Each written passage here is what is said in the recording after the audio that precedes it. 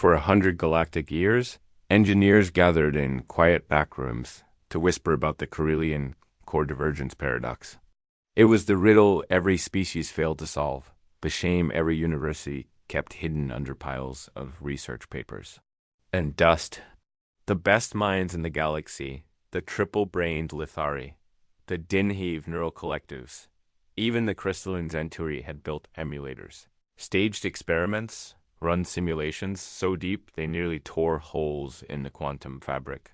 Every attempt ended in collapse, meltdown, or once a catastrophic feedback that took a small moon with it. No one spoke of that day. The problem became known as the uncrackable loop, a knot in reality that refused to be undone. And so, the paradox at aging in digital archives, until the day the Union of Species opened the doors to a small blue world called Earth, humans had only just begun walking among the stars. Their ships ran on fusion, their communications sputtered with static, and their technology looked laughably simple next to the Union's quantum marvels. Still, Earth had earned a reputation for creative chaos, for finding workarounds where others saw walls. The galaxy was curious, if only to see how badly the newcomers would embarrass themselves at the annual Interstellar Engineering Exchange Summit. Held in a spinning toroidal station above Harkiel's prime, 200 species gathered.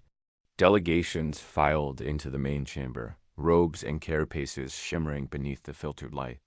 There were huddled clusters of Centauri with their crystalline heads. The Dinhive with neural nodes glowing, Lithari philosophers floating by, on-grav disks and dozens more. And in the center, encased in glass, the Corellian emulator, a safe. Miniature recreation of the unsolvable problem. The human delegation was small. No one expected them to contribute. They sent Juno Reyes, a civilian systems engineer, a former ship mechanic with no letters after her name and no grand publications. Juno wore faded coveralls, her black hair tied back, a patch on her shoulder that read Reyes Engineering, Luna Outpost. She looked more like someone fixing pipes than fixing physics. Aliens watched her with subtle amusement. That's their expert? Whispered a Dinhive node to a nearby Lithari, who blinked all three eyes in bemusement. The Centauri were less polite. Maybe she's here to clean the lab, one said, and laughter rippled across the translator mesh. The summit chair, a towering Garnic with 4 arms, welcomed the participants. The Corellian paradox remains unresolved, it announced. All are invited to observe, theorize, and propose solutions. The emulator is safe and available for controlled interaction. Juno stepped forward, a stylus tucked behind her ear. She walked around the emulator, squinting at the holographic display. For 20 minutes, she said nothing, tracing lines in the air, biting her lip, muttering numbers under her breath. The other engineers grew restless. She's probably trying to find the on switch, snickered a Centauri, and more laughter followed. Finally, Juno turned to the crowd. Okay, but why is your error correction loop wired through the primary power logic? The chamber fell silent. A Dinhive engineer blinked. That's the recursive feedback driver. It self-stabilizes the core. Juno shook her head, pointing at the schematic. No, it loops the error correction through itself, but when the core hits phase lag, the system prioritizes stabilization over continuity. So it's not correcting, it's just resetting over and over until it melts down. A Zenturi stepped closer, skepticism clear in his blue facets. That's not possible. Every logic model has accounted for. Juno cut him off, tapping the schematic. You tested it like physicists. Try looking at it like a mechanic. If you want a system to stop breaking, you don't feed the problem back into itself. You buffer it, separate the check from the core. For a moment, no one spoke. Then, almost grudgingly, a Lithari said, "Let her try." A tech handed her access. Juno knelt beside the console, hands moving with the calm assurance of someone who'd fixed broken circuits in zero gravity, with only a flashlight and hope. She pulled up the error code, rewired the error handler to a secondary cache, throttled the feedback loop, and rerouted phase correction. 20 minutes later, she nodded. Try it now. The emulator spun up. The room held its breath. For the first time in a century, the core stabilized. No error spikes, no collapse. Just a steady, perfect hum. Shock swept through the assembly. For the first time, the impossible was real. The uncrackable loop was broken. The news hit the Galactic. Calm that's like a solar storm. Within an hour, every major science feed ran the same headline. Human civilian solves Carillion core paradox. Across 6 quadrants, engineers dropped what they were doing and demanded verification. The emulator's logs were clear, no paradox errors, no energy spikes, and a single line in the system comments. Rerouted error check to secondary cache. Throttled feedback loop. Try a buffer next time. On Harkiel's Prime, chaos erupted. Journalists crowded the observation gallery. Translators struggled to keep up with the storm of questions, and delegates from every species surged toward the human table. Juno found herself at the center of a swirling storm, everyone talking at once, some demanding her method, others accusing her of trickery. A few even asking what she wanted in payment. Juno, who had spent most of her adult life elbow-deep in ship guts and machine grease, looked overwhelmed. She sipped a bitter alien coffee that tasted like burnt oil, and answered with the same honesty that had brought her this far. I didn't solve it to make a name for myself. She said, you built something beautiful, but sometimes you just need it to work. Not everything has to be perfect. A Lithari philosopher, his grav disk pulsing with emotion, floated closer. Your mind, it moves sideways, not forward. How did you learn to see what we could not? Juno shrugged. I learned fixing old jump drives and broken air recyclers. When you're stranded on Europa Station and nothing works, you figure out new ways, or you die. Word spread. The galaxy's impossible knot had been untied by a human repair. Tech. 7 universities offered Juno honorary doctorates in fields she couldn't pronounce. The Zenturi proposed a lifetime research grant. The Garnic somewhat awkwardly offered mating rights. She declined with a smile, but the deepest shock ran through the engineers themselves. The uncrackable loop was more than a puzzle, it was a point of pride.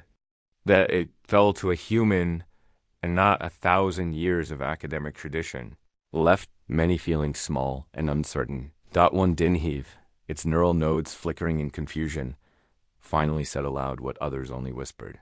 Humans, they do not worship elegance, they worship function. They break rules, patch holes, and never give up. A junior engineer from the Dran Collective coined a phrase that echoed across the halls. Humans, the species of duct tape and miracles. But as the galaxy celebrated, not all were pleased. Deep in the Union's administrative wing, a shadowy meeting took place. The Lithari high scientist, eyes hard and calculating, addressed her colleagues. This is a dangerous precedent.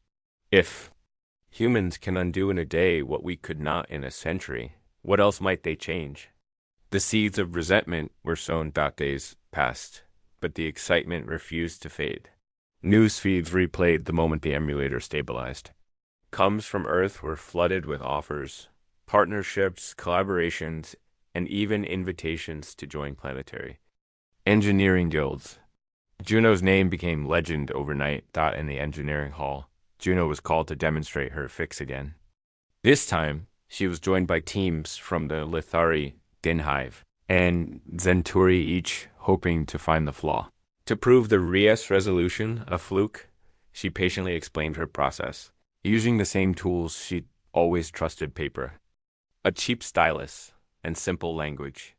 This is just like isolating a short and a sensor array, she told a Dinhive neural node, who recorded every word. The emulator hummed, flawless. The fix held. Some remained skeptical. It can't be this simple, a Lithari insisted. We missed nothing. Juno just grinned. Sometimes you're standing too close to see the gap. That's why I like to take a step back. But not everyone watched with admiration. In a back room, whispers grew louder. A coalition of jealous engineers plotted to discredit Juno, and they prepared a report claiming she had introduced an unknown variable, a trick only a human could have managed. In the dead of night, A Zenturi scientist slipped into the emulator chamber, intent on forcing a controlled collapse that would ruin the human's fix. Juno, working late as always, caught the plotters in the act. They argued, tempers flaring. Suddenly, a warning alarm blared. The emulator's core was destabilizing. Everyone froze, but Juno lunged for the console, barking orders to a terrified alien apprentice. Bypass the feedback. Use the buffer, she shouted. Don't think, just do. The apprentice hesitated, then moved, copying Juno's actions. As alarms echoed through the chamber, together they stabilized the emulator, shutting down the dangerous cascade. The event was broadcast live across the station. When it was over, Juno slumped in a chair, sweat beading her forehead. The young apprentice, eyes wide with wonder, said simply, "You saved us. With a trick." Juno laughed, exhausted. "No trick. Just experience." The sabotage attempt shook the summit. For days, delegates debated in heated circles. Some insisted the human's method was dangerous. Others demanded she be honored for her bravery. But the images of Juno, calm in crisis, fearless as she faced down disaster, spread faster than any official pronouncement. Soon, the truth was undeniable. Even the Lothari high scientist admitted under questioning that Juno's fix had worked, and the attempted sabotage had only proven the solution's strength. The emulator was not only stable, it had survived. An attack designed to break it. A formal inquiry cleared Juno and condemned the plotters. The Dinhive Neural Council issued a rare apology to humanity. The Zenturi sent gifts, tools, art, and something called a friendship stone, which Juno later used as a paperweight. But the real change swept through the Union's academies. For centuries, students had been taught to seek mathematical beauty above all. Now, young engineers began to ask new questions. Does it work? Can we fix it? Is there another way? Human-style improvisation became the new gold. Standard at the closing ceremony, Juno was awarded the title of Galactic Master Engineer. She declined a statue in her honor, but accepted a simple a small, rough piece of the emulator's original casing, inscribed with a single word, Resolver. Before leaving, she gave a final interview. The reporter asked, "How did you see what no one else could?" Juno smiled. "I didn't look for perfection. I looked for a way out. Sometimes all you need is a fresh pair of eyes and a little stubbornness." Her words went viral. The Reyes Resolution entered the Galactic lexicon. Months later, the Union of Species had changed. The Reyes Resolution was now required reading in every engineering academy. On far-flung worlds, students studied the once forbidden paradox, not as a curse, but as a challenge. Alien and human engineers worked side by side, learning from each other. The Lothari still sought elegance, but now valued function. The Zenturi traded secrets with human tinkerers. Dinhive nodes joined with Earth's problem solvers to develop new hybrid protocols. And in a workshop on Luna Outpost, Juno Reyes taught a new generation of humans and a growing number of alien apprentices the real heart of engineering. If you want miracles, try a little duct tape, a lot of patience, and never ever give up. As the sun rose over the spinning ring of Harkiel's prime, the galaxy buzzed with a new hope. Problems weren't meant to last forever.